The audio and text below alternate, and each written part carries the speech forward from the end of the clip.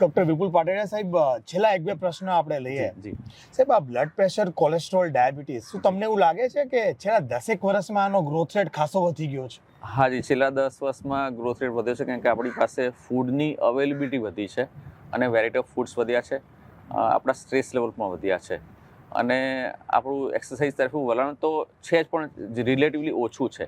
તો અને આપણા સ્ટ્રેસ લેવલ પણ વધ્યા છે. તો આ બધું કમ્બાઈન થઈને, અને આપણે જીનેટિકલી થોડા એશિયન પીપલ, સાઉથ એશિયન નબળા તો છે જ, તો એના લીધે આ ગ્રોથ થયો છે.